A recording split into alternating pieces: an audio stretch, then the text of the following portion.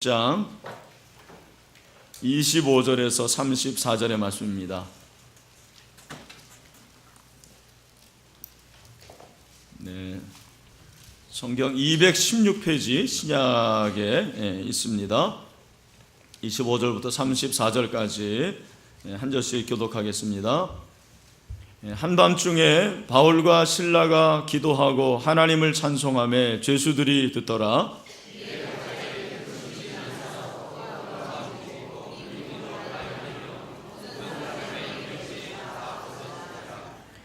간수가 자다가 깨어 옥문들이 열린 것을 보고 죄수들이 도망한 줄 생각하고 칼을 빼어 자결하려 하거늘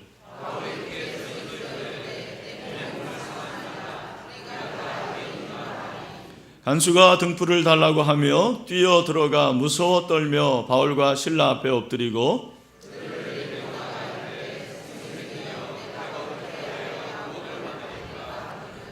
이르되 주 예수를 믿으라. 그리하면 너와 네 집이 구원을 받으리라 하고 그 밤 그 시각에 간수가 그들을 데려다가 그 맞은 자리를 씻어주고 자기와 그 온 가족이 다 세례를 받은 후 그들을 데리고 자기 집에 올라가서 음식을 차려주고 그와 온 집안이 하나님을 믿음으로 크게 기뻐하니라. 아멘. 네, 우리 산부 이렇게 아멘을 크게 해서 좋습니다. 네, 크게 안 하는 것 같은데 제가 볼 때는 산부가 아멘이 좀 약해요, 이상하게. 네, 크게 하시길 바랍니다.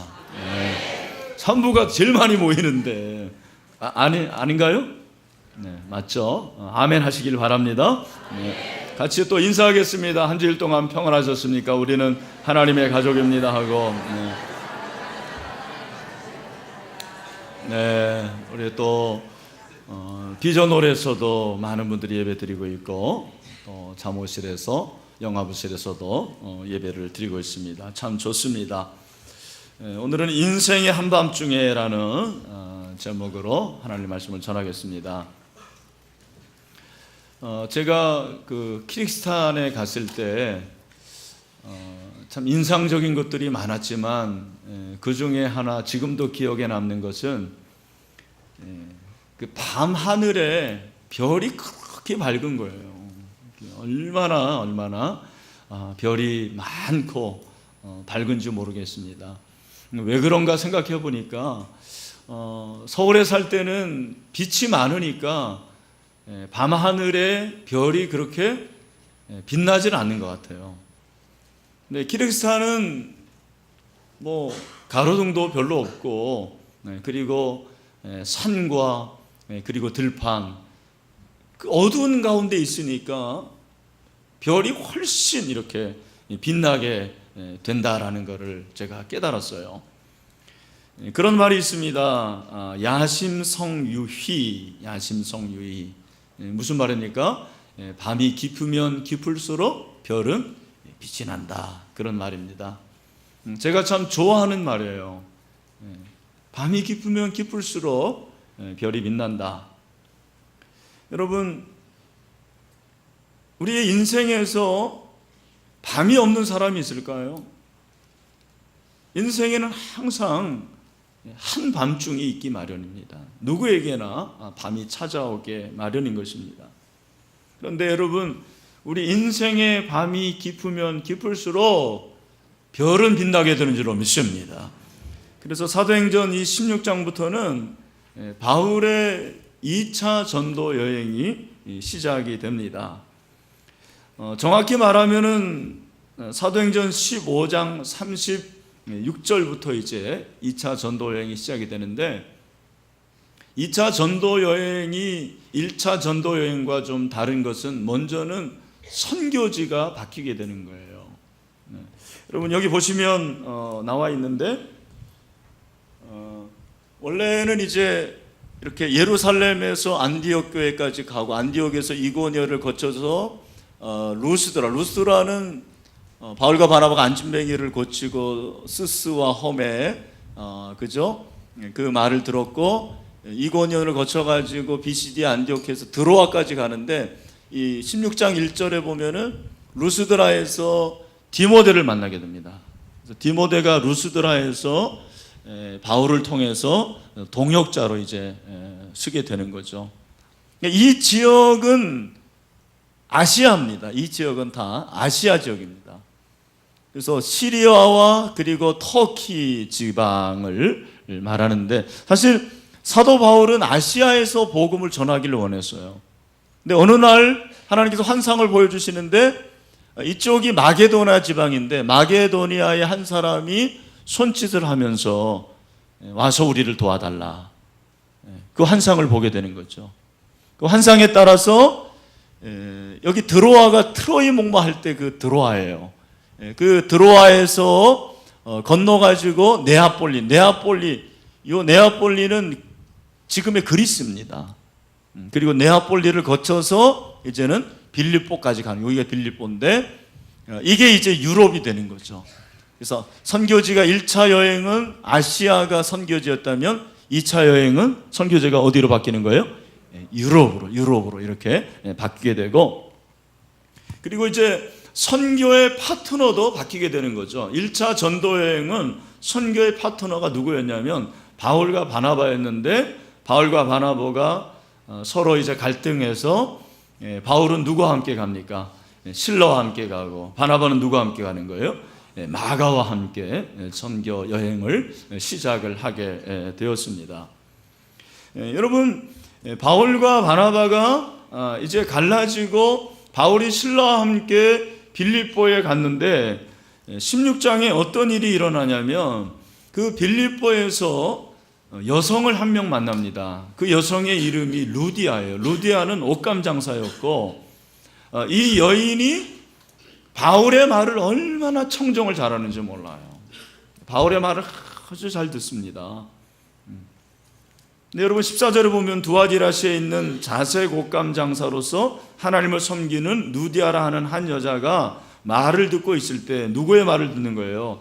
바울의 말을 듣고 있을 때 주께서 그 마음을 열었다고 그랬습니다. 그 마음을 열어, 누가 마음을 열은 것입니까? 주님께서. 여러분, 인간의 마음을 열게 하는 것은 하나님이십니다. 주님이 마음을 열게 하십니다. 주님이 열게 하시지 않으면 마음이 열리지 않아요. 오늘도 이 예배 시간에 주님께서 여러분의 마음을 열게 하실 줄로 믿습니다. 그 마음을 열어서 바울의 말을 따르게 했다. 개역 성경에는 청종하게 했다. 하나님의 말씀을 듣는 것은 그냥 듣는 것만이 아니에요. 하나님의 말씀을 듣고 여러분의 심령이 변화되어서 그 말씀대로 순종하고 따르는 것이 진정으로 하나님의 말씀을 듣는 것입니다. 루디아가 그랬다는 거예요. 루디아가 그렇게 하나님의 말씀을 듣고 마음의 문이 열려서 최초의 유럽인 개종자가 되는 거예요. 최초로 유럽 사람 중에서 예수를 믿게 된 사람이 누구다? 루디아. 루디아가 바로 첫 번째 유럽인 그리스도인이 되는 것입니다. 그래서 그와 그 집이 다 세례를 받고, 그렇게 나와 있어요. 세례까지 받게 되는 겁니다. 오늘 우리가 읽은 이 본문은 그 다음에 빌립보에서 일어난 사건입니다. 빌립보에서 어떤 사건이 일어나냐면, 바울과 실라가 기도하러 가는데 여성 한 명을 만납니다. 그 여성이 어떤 여성이냐면 점을 치는 여종이라 그렇게 말하고 있습니다. 16절이죠. 우리가 기도하는 곳에 가다가 점 치는 귀신 들린 여종 하나. 점을 치는데 귀신에 들렸대요. 여러분, 점 치는 거는 귀신 들려서 점 치는 거예요. 점을 잘 치는 무당이 있고 잘 못 치는 무당이 있어요. 점을 잘 치는 무당은 뭐를 받은 거예요? 신을 받아. 그 신이 우리가 믿는 신이 아니고 뭐예요? 귀신이죠, 귀신. 그러니까 귀신같이 알아맞힌다. 귀신 받으니까 그렇죠. 여러분, 귀신 들려서 무당으로 점을 잘 맞히는 그 무당 진짜입니까? 가짜입니까? 가짜예요. 왜? 여러분, 귀신은 사단의 쫄개인데 사단은 어떤 존재입니까? 사단은 속이는 영이죠. 속이는 영. 거짓의 아비가 누굽니까? 사단인데 사단의 쫄개, 귀신의 영향을 받아서 신받아서 점을 치니까 진짜예요, 가짜예요? 가짜죠. 그런데도 불구하고 막 점집에 기웃기웃하는 그런 분들이 혹시 있을지 모르겠어요. 그러지 마세요. 사주를 본다고 하고 뭐 여기 보니까 타로, 운세, 연애가 안 된다고 또 연애운을 본대요. 애정운을 보고 별점을 다 보는 거예요. 여러분 그러지 마시고 냉수 먹고 속 차시길 바랍니다. 우리 신일교회는 그런 분들이 없는 줄로 믿습니다. 네, 아멘입니다. 그렇죠? 이제 이 귀신 들린 여정을 보면서 불쌍한 마음을 가지고 귀신을 쫓아냈단 말이에요. 그러니까 귀신이 나가니까 점이 맞아요, 안 맞아요? 안 맞아요. 안 맞으니까 누가 화났겠습니까? 그 여종의 주인들이었어요. 복수예요. 그 주인들이 많았는데 그 주인들이 귀신이 나가서 소득이 없으니까 화가 났어요. 어떻게 합니까? 이 사람들이 로마인이라고 그랬거든요. 성경을 잘 보면 21절 로마 사람인 우리가 받지도 못하고 행하지도 못할 풍속을 전한다. 뭘 전한다는 얘기예요? 복음을 전하니까 안 되겠다 해서 민원을 넣은 거예요. 오늘날이나 그때나 민원이 최고입니다. 그렇죠? 민원을 넣어가지고 로마 시민권을 가진 사람이 민원을 넣으니까 상관들이 바울과 실라를 잡아가지고는 옷을 벗기고 매를 치는 거예요. 근데 많이 쳤습니다. 여러분 오늘 이 본문에 보면 23절 많이 친 후에 그랬는데 몇 대를 치면은 많이 친 거예요? 100대. 100대는 너무 많고요. 39대요. 40에 한 대를 감해야 돼요. 40대 맞으면 사람 죽는데요. 또 괜히 실험해보지 마시길 바라고. 39대가 태형이에요. 39대를 맞고 그리고 깊은 감옥에 갇히게 되고 지금도 빌립보에 바울과 실라가 갇혔을 거라고 예측하는 그 감옥이 있어요. 성지순례 가면은 거기를 꼭 방문하게 됩니다. 참 은혜가 됩니다. 참 이런 곳에서 바울이 갇혀 있었구나. 너무너무 열악하고 깊은 곳에 그렇게 갇히게 돼요. 착고라고 그랬는데 이 착고라는 것은 구멍이 이렇게 뚫렸는데 다리를 집어넣는 거죠. 그 구멍 주변에 쇠조각을 붙여가지고 조금만 움직이면은 상처가 나는 거예요. 피부가 찢겨지는 거죠. 그런 상태로 감옥에 갇혀 있었습니다. 여러분 생각해 보십시오. 그렇게 많이 맞았습니다. 얼마나 몸이 아팠겠습니까? 상처가 많고 정말 내가 여기까지 왔는데 이 복음을 전하다가 내가 이런 고난을 당한다. 근데 밤이 됐어요. 한밤중입니다. 저는 이 본문을 보면서 사실 제일 마음에 와닿았던 것은 16장의 25절이에요. 여러분 16장 25절을 다 같이 한번 읽어봤으면 좋겠습니다. 우리 각 실에 있는 분들도 25절 다 같이 한번 읽어보겠습니다. 여기 자막도 나옵니다. 시작. 한밤중에 바울과 실라가 기도하고 하나님을 찬송하며 죄수들이 듣더라. 아멘. 한밤중에 이 밤이라는 것은 여러분이 알고 있는 밤이에요. 낮의 반대 밤, 깜깜한 밤, 어두운 밤, 조용한 밤. 근데 저는 이 한밤중에라는 것을 그 앞에 인생의라는 단어를 한번 붙여봤어요. 인생의 한밤중에. 여러분 인생의 한밤중에라는 것은 무슨 의미겠습니까? 인생의 한밤중이라는 것은 고난이 가장 혹독한 때를 가리킬 거예요. 제일 절망스러울 때, 낙심이 심하고 가장 고통당할 때, 어찌할지 알지 못하는 그런 때 인생의 한밤중 아닐까요? 여러분 성경을 보면 누구에게나 인생의 한밤중에 찾아오더라고요. 신앙조화도 마찬가지예요. 요셉 10대에 애굽에 팔리고 그것도 시원치 않아서 사실 순결 지키고 거룩 지키려고 그랬는데 그것 때문에 감옥에 갇히게 됩니다. 인생의 한밤중을 겪어요. 엘리야는 갈멜산에서 바알과 아세라의 선지자 정확히 말하면 바알의 선지자죠. 450명과 싸워가지고 승리했거든요. 근데 그 후에 이세벨 때문에 갑자기 우울증이 오는 거예요. 인생의 한밤중을 겪습니다. 광야에 가서 로뎀나무 아래서 하나님 차라리 저를 죽여주세요. 너무 힘듭니다. 인생의 한밤중을 겪게 되는 거죠. 다윗도 마찬가지입니다. 참 다윗을 만나보고 싶은 분이에요. 저는 다윗을 만나고 싶어요. 그 10대에 꿈이 많을 때 도망자의 삶을 살았어요. 늘 도망을 당하고 쫓기는 자의 인생. 그렇게 꿈이 많았을 때 얼마나 고생을 많이 했을까. 인생의 한밤중을 겪었다고 생각을 합니다.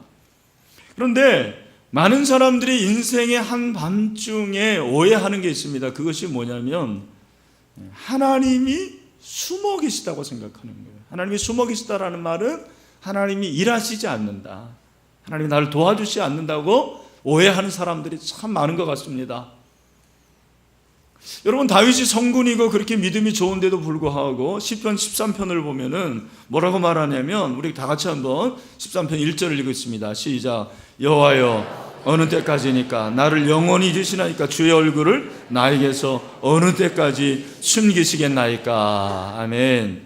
하나님, 왜 나를 영원히 잊으십니까? 하나님, 왜 얼굴을 숨기십니까? 얼굴을 숨긴다라는 것은 하나님의 임재가 떠나간다라는 거예요. 하나님의 임재를 경험하지 못하겠다라는 말입니다.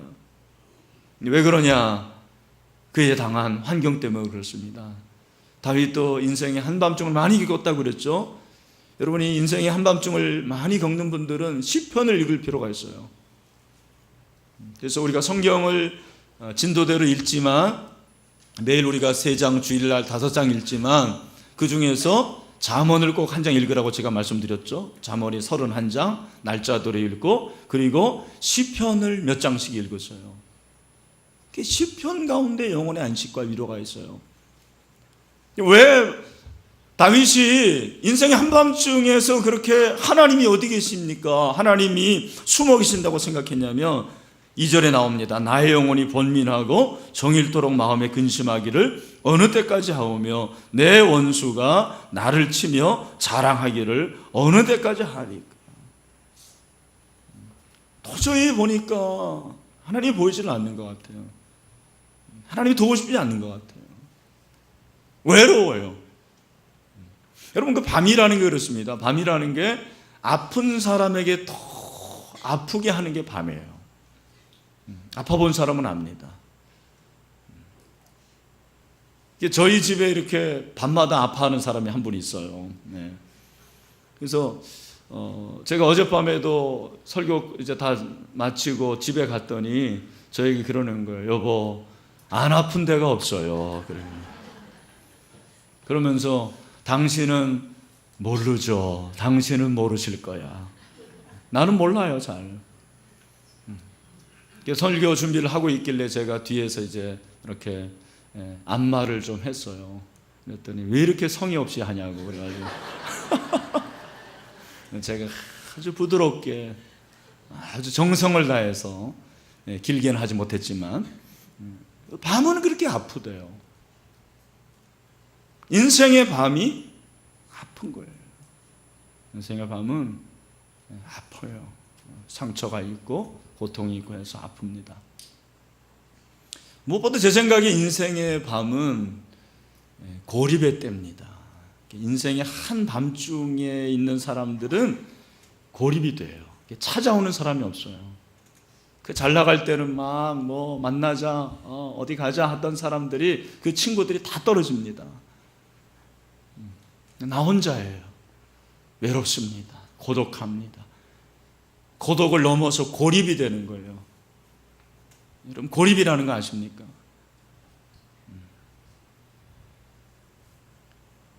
그래서 여러분, 고립을 만난 사람들이 이제 찾는 게, 그래서 술이잖아요. 술을 친구로 삼습니다. 술 마시는 사람들, 술에 이렇게 취한 분들을 보면은 고립된 사람들이 많아요.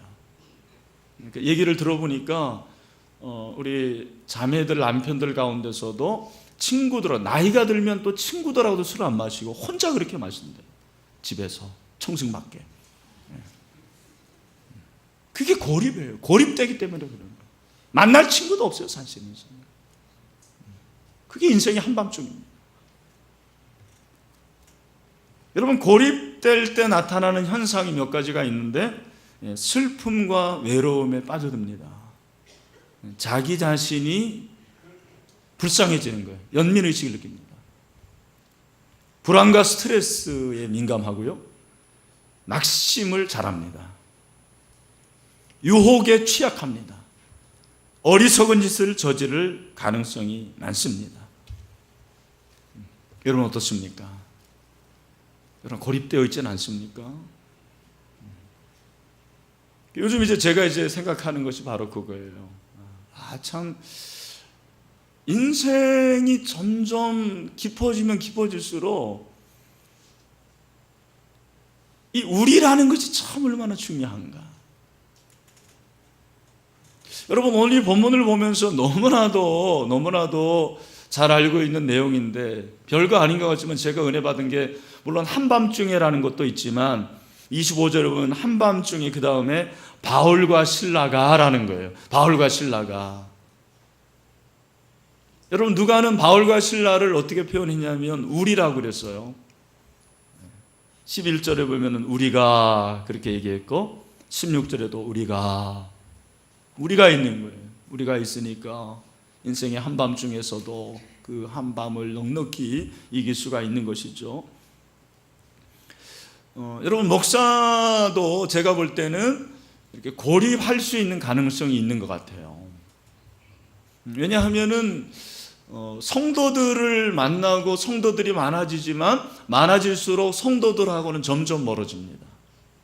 그리고 성도들은 목사를 동등한 관계로 생각하지 않는 것 같아요. 목사는 목사고, 목사는 교사고, 우리 목사는 목사님이다.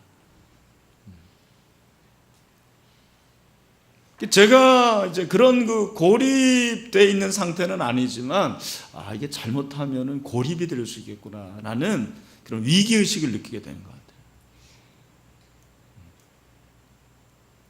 그래서 목사가 나이가 들수록 좋은 부부 관계가 있어야 될 것 같고요. 또 함께 할 수 있는, 나눌 수 있는 친구가 필요한 것 같아요. 여러분도 마찬가지입니다. 나이가 들수록, 한밤중이 될수록 뭐가 필요한 거예요? 친구가 필요한 것입니다. 믿음의 친구, 나눔의 친구, 함께 할 수 있는 친구. 저는 꼭 그것을 목장이라고 말하고 싶진 않아요. 물론 목장이 가장 좋은 환경입니다만, 왜냐하면 밖에 나가서 만나는 친구들은 우리하고는 아무래도 갭이 있어요. 뭐니 해도 믿음이 없기 때문에 얘기가 되는 것 같지만, 적어도 믿음 있는 사람이라면 믿음 있는 사람과 세상의 사람들 가운데는 간격이 있는 것입니다. 여러분, 목장에 들어가서요, 그래서 목장에서 함께 나누고 함께 울고 웃고, 그것이 인생의 한밤중을 이길 수 있는 아주 중요한 그런 무기가 되는 거예요. 그렇게 바울과 실라가 한밤중에 뭘 했냐면 기도하고 하나님을 찬송했대요. 기도하고 하나님을 찬송하며. 여러분, 이러한 환경 가운데서 기도가 나올까, 찬송이 나올까라는 생각을 해요. 무슨 찬송을 했을까? 그 당시에 찬송가가 있었을까요? 아마 없었을 거예요. 제가 생각할 때는, 제가 이 부분을 연구하지는 않았지만, 여기서 이 찬송이라는 것은 유대인들이 부르는 보통 힘이라는 거 있죠, 영어로. 시편을 노래하는 그런 찬송이 아닌가 생각합니다. 그의 영혼이 담겨져 있고, 그렇게 아프고 힘들고 고통스럽고 외롭고 고립된 상태에서 기도하고 찬송하는 바울과 이 실라의 모습을 보게 되는 것입니다. 여러분, 아무리 좋은 친구가 있더라도 우리가 엉뚱한 일을 하면 소용이 없습니다. 그러니까 인생의 힘든 한밤중을 지날 때 좋은 친구를 만나야 돼요. 술 친구를 만나면 술꾼이 됩니다. 도박하는 친구를 만나면 도박꾼이 됩니다. 이상한 짓 하는 사람 만나면 남봉꾼이 되는 거예요. 굉장히 중요한 거예요. 근데 바울과 실라가 함께 기도하고 찬송했다고 했어요. 기도하고 찬송했다. 무슨 찬송을 했을까? 우리가 아마 불렀던 그런 찬송하지 않았겠어요? 내 갈 길 멀고 밤은 깊은데 빛 되신 주 저 본향집을 향해 가는 길 비추소서. 그런 찬송 불렀을 거예요. 여러분, 참 인생의 한밤중에 해야 될 일이 뭐냐면 찬송을 하는 거예요. 찬송을 하는 거예요. 우리의 마음에서 찬송이 흘러나오는 거죠.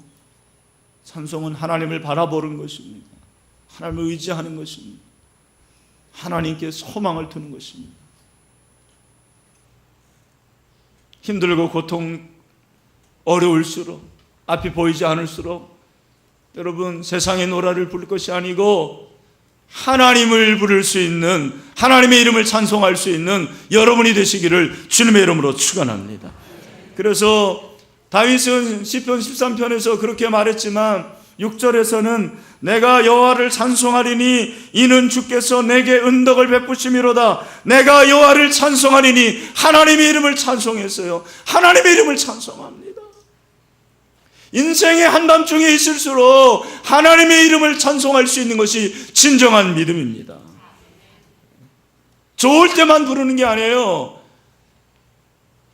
찬양대 가운만 입고 부르는 게 찬송이 아닙니다.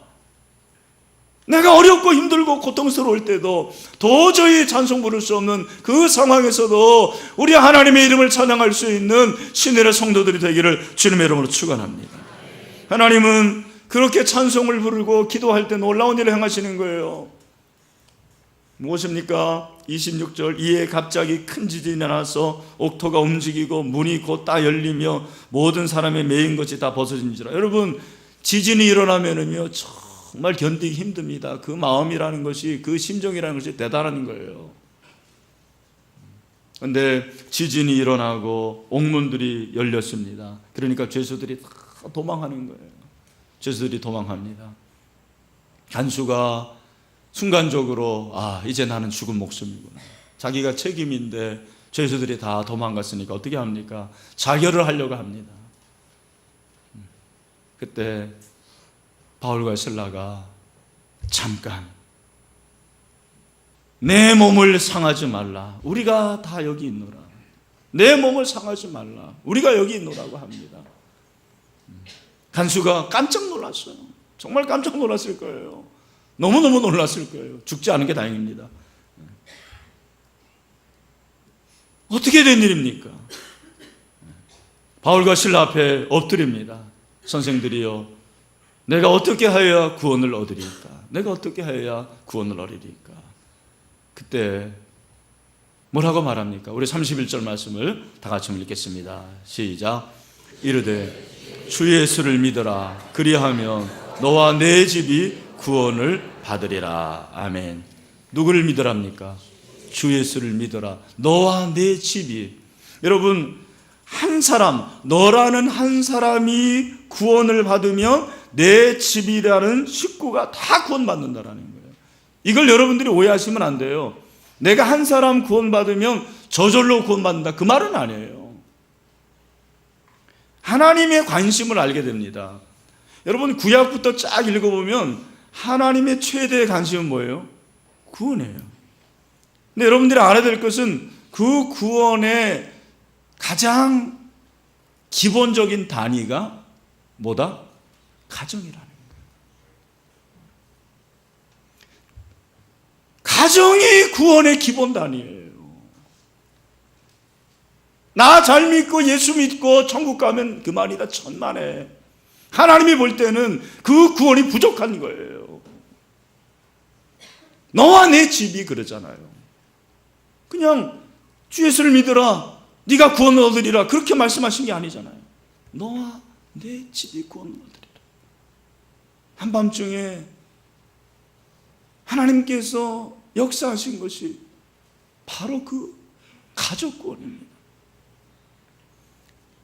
여러분, 저는 솔직히 가족 구원이라는 이 설교를 언제부터 하고 싶었지만 제가 자신이 없었어요. 왜냐하면 저 같은 사람은 다 모태신앙이고 우리 정말 가족, 친가적으로 외가적으로 다 예수 믿습니다. 장로가 몇 명이고 목사가 몇 명인지 몰라요.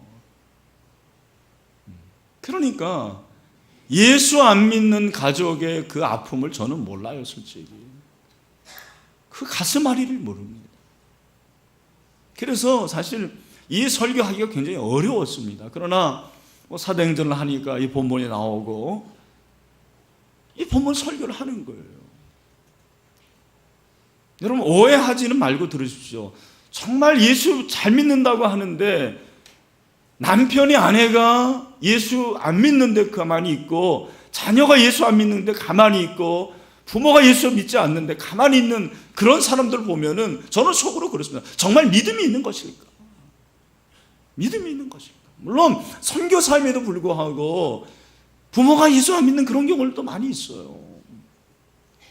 그러나 중요한 것은 그 모습을 볼 때 안타까움이 있어야죠. 안타까움.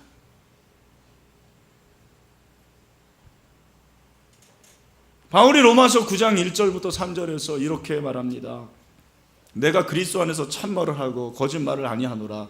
나에게 큰 근심이 있는 것과 마음에 그치지 않는 고통이 있는 것을 내 양심이 성령 안에서 나와 더불어 증언하노니, 나의 형제 곧 고륙의 친척을 위하여 내 자신이 저주를 받아 그리스도에게서 끊어질지라도 원하는 바로. 여러분, 여기 저주가 뭐예요? 이 저주라는 이 단어는 헬라어로 아나데마입니다. 이 아나데마는 뜻이 뭐냐면, 어떤 의미겠냐면 제물을 하나님께 바치는 것, 제사의 제물을 말하는 것입니다. 무슨 말입니까? 세상에서 당할 수 있는 모든 고난과 고통을 다 당해도 좋다는 거예요. 내 친척이 예수만 믿으면, 내 가족이 예수만 믿으면. 참 어려운 일이지만 왜 가족에게 복음이 전해지지 않을까? 제가 볼 때는 먼저 믿은 저와 여러분에게 이 아나데마의 마음이 없는 거예요. 이 아나데마의 안타까운 마음이 없는 것입니다.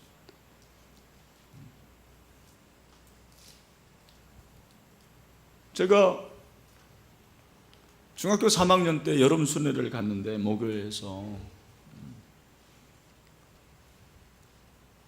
집회를 하는데 저보다 2살 많은, 이름도 기억나요, 이강숙이라는 누님이, 광숙이 아니고 그렇게 눈물을 흘리면서 기도를 하는 거예요.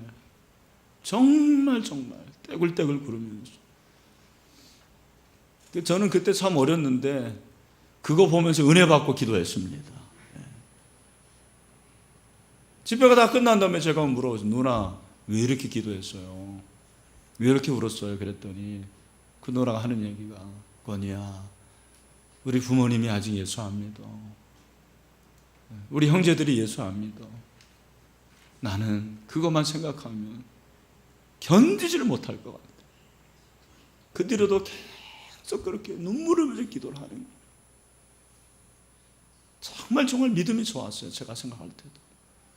그래서 저희 교회 사무원이 되고, 그리고 몇 년이 지난 다음에 하나님께서 그 가정을 축복하셔서 다 예수 믿고 구원을 받았습니다. 그리고 남편도 훌륭한 남편을 만났어요. 참 지금도 기억이 납니다. 여러분, 이번에 이제 추석인데 우리 마음속에 이 아나데마가 있어야 돼요. 아나데마. 내 마음속에 정말 안타까움이 있는지, 내 남편이 지옥 간다는데 여러분, 같이 이렇게 한 이부자리에서 자는 게 그렇게 편하십니까? 내 사랑하는 자식이 지옥 가는데 그게 여러분, 잘한다, 너 참 잘한다, 너 참 잘 나간다, 그런 얘기가 나올 수 있을까요? 그래서 여러분, 이번에 우리 추석을 맞이해서 우리의 가족이 주님 앞에 돌아오는 그런 구원의 역사가 있으면 좋겠습니다. 기도해야 돼요. 여러분, 기도하면 될 줄로 믿습니다. 그러니까 새벽 기도, 한국 교회의 새벽 기도가 전도 때문에 만들어진 거예요.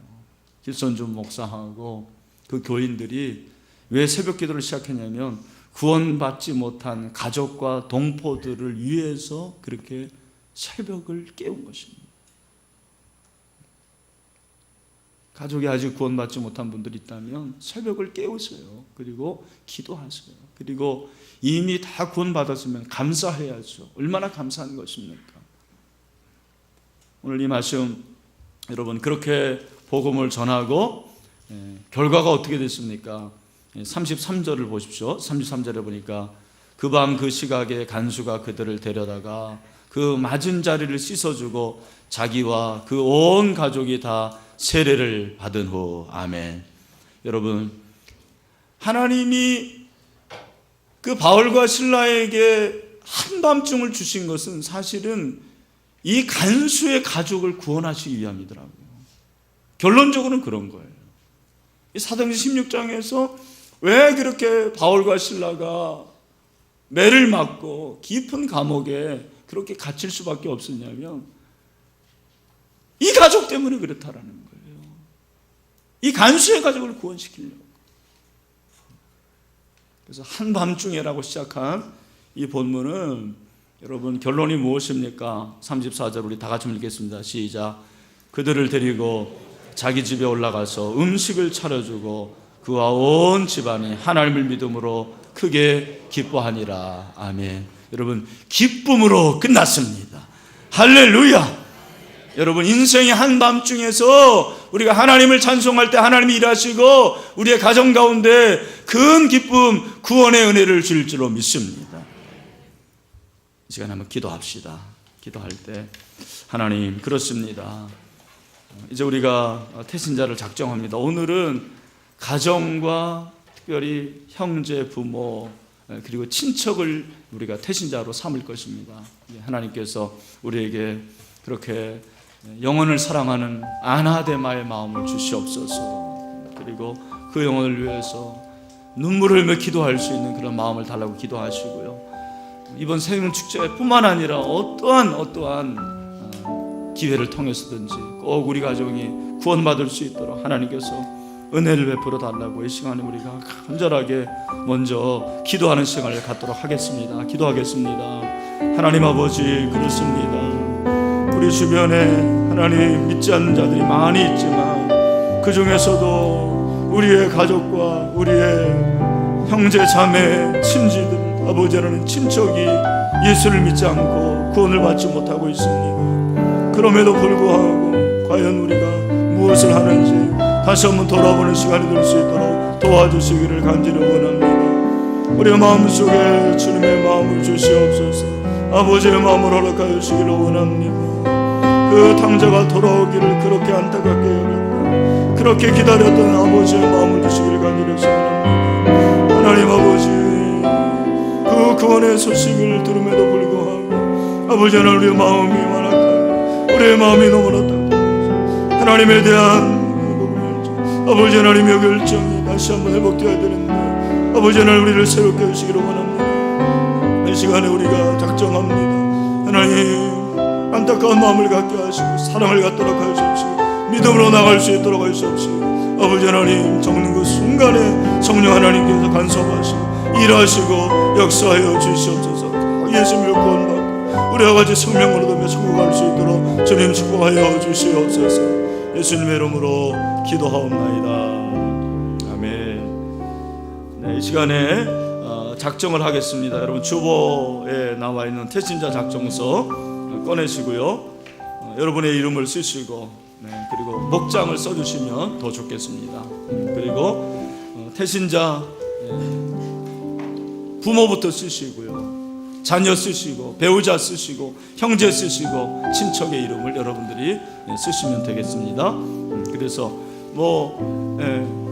제한이 없습니다.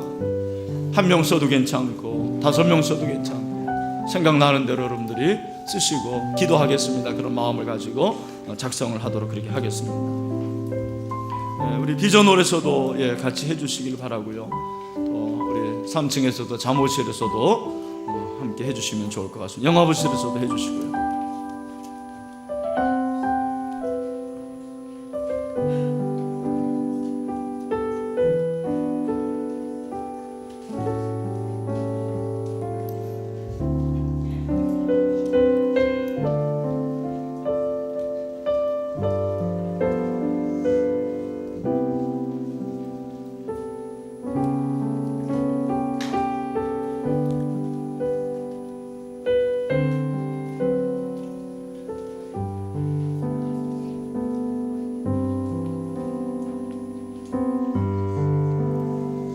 가능하면 연락처를 아시는 분들은 연락처도 적으시면 좋을 것 같고,